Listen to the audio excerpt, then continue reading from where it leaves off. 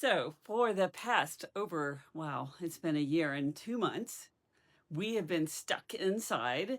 We have been really socially isolated. Some of us by ourselves, some of us with a roommate, some with a partner, some with our families, and all kinds of crazy happened. We found ourselves trapped in spaces and not being able to go out and socialize and wearing masks, so we don't even get to have facial interaction, smiles, acknowledgement. It's really weird. It's been such a weird year. And add to that, a whole lot of grief, a whole lot of loss, financial struggles, changing our way of thinking about ourselves and about other people. And also, we've kind of like done nothing, a lot of us, except sit at home and eat, watch Netflix or Hulu or whatever streaming service that we have. And we've just been isolated and shut down, and we've found ourselves in this place of not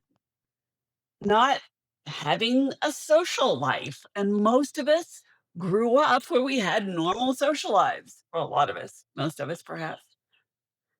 I'm Melody Brooke. I'm a counselor. I'm an author. I'm a speaker, and I'm a mom and a grandmom. And I also am a filmmaker, an actor. So for me, this has been really strange because I moved from Dallas to Denver. I don't know anybody here but my children. So not only am I having to overcome um, it's the same things everybody else is in terms of, this past year of isolation, year and 2 months of isolation. Now, trying to figure out how to be a person again out in the world is really strange. I mean, we're told we can wear a mask outside or not. We can wear a mask inside or not if we've been vaccinated, which I have. And yet, then we're also told maybe we can still get COVID. I mean, talk about confusing. So what do we do? How do we find our way back to ourselves and to our social lives after, a year and 2 months of this bizarre world that we've lived in? Now, I know there are some of us that never wore a mask and never stopped socializing and never stopped going out there, but that's not most of us. Most of us tried to do what we could do to keep ourselves and our families safe, right? Most of us really did the best that we could to find a way to survive this odd, bizarre circumstance that we've lived in. So what do we do now? We're taking our masks off tentatively, and we're going out and we're socializing and we're trying to reconnect with the world. And I'm finding that for myself and for a lot of my clients, it's kind of a challenge because we're not used to talking to anyone. We're not used to picking up social clues. We're not used to figuring out where to go or what to do with our time. I mean, for me, another thing, I mean, I'm used to like, I get done at work at 6 o'clock, and for the last year and 2 months, I've just basically had dinner and, watched a little television, gone to bed. Well, it's possible now to do more than that. And yet in my brain, it's very hard for me to go, okay, well, what other options do I have? Where else could I go? What else could I do? Who else could I see? And who else could I have a conversation with? Who else could I, go to an event with, perhaps? It's just very, very strange and very awkward, and even when I do find myself out and about, I find myself talking nervously and not really maybe being as present because it's so weird. We've become, unaccustomed to being able to just have a normal social life, and this is a problem that I think a lot of us are dealing with. We feel, maybe insecure because we've gone inside and maybe we've done a lot of our own personal, depth work during this time because a lot of us, that was how we used our time. We might have done something creative that was, a one-on-one hobby where we maybe, fixed up our place or learned a craft, but none of that involved socializing. None of it involved these social skills that maybe for some of us our whole lives we sort of, had this personal identity, this social identity. And now we're out there trying to recreate ourselves with this new self that's emerging from being stuck indoors and not being social. And I, for myself, find it a bit of a challenge because I don't, what have you been up to? No, well, none of us have been up to anything for over a year. So how do you even have a conversation like that, right? We don't even know what there is to talk about. I was joking with a client. She's like, I don't, I talked to somebody, but I don't have anything to say because I haven't done anything. I haven't been anywhere. I haven't met anyone. There's nothing new happening in my life. So what do you talk about?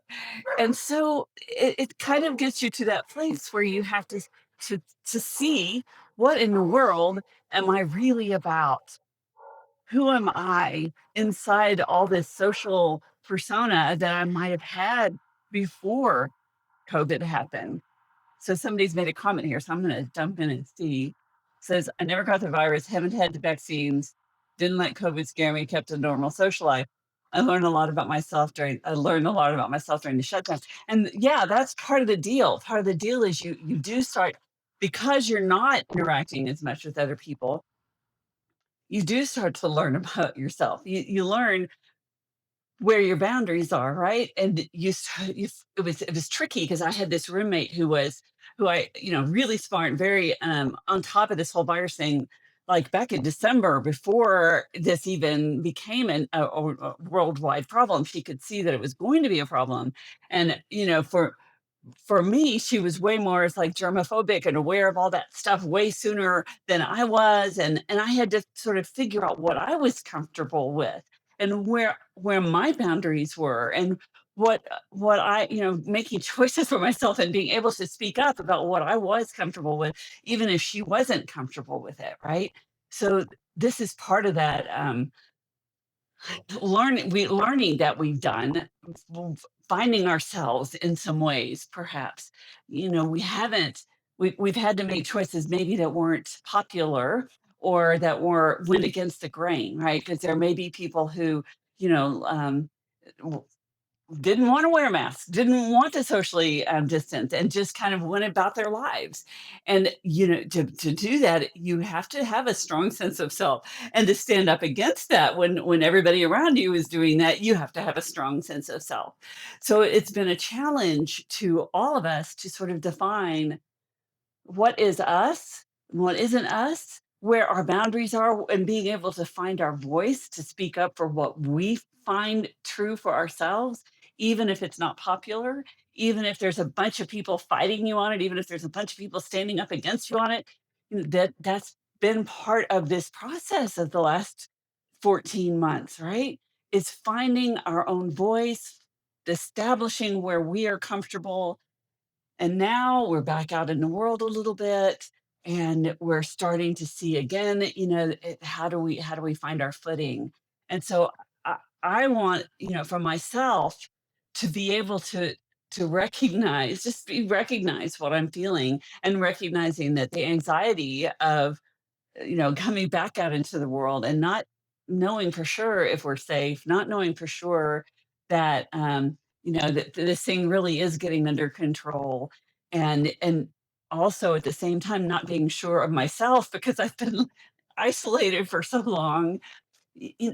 Just acknowledging the truth of where I'm at, what I'm feeling, what I'm experiencing, and developing a self that is post-COVID. So developing this post-COVID self that is actually more present and more aware because of this lockdown time that I've had to be more aware of myself. That for me has been the gift of this time is to be number one, be okay and comfortable with being by myself, learning to like my own company, and at the same time, kind of figuring out where my boundaries are and being able to speak up for myself as what I'm comfortable with and what I'm not. So there's been gifts in it, and yet, I'm still feeling that little bit of stress of going back out into the world and discovering how to be social again. And I'm sure that's something some of you might have felt. And I'd love to hear more about your thoughts and experiences. And if you're willing to share them, and share this with anyone else that you think it might be of interest to them to talk about what this has been like and what it's like for you now coming back out after all this time. I'm Melody Brook. You can find out more about me at melodybrook.com and on YouTube. And my book is available on Amazon. It's called Oh Wow, This Changes Everything, because it does. And I will see you next Tuesday at 4 p.m. Central Standard Time. Thanks for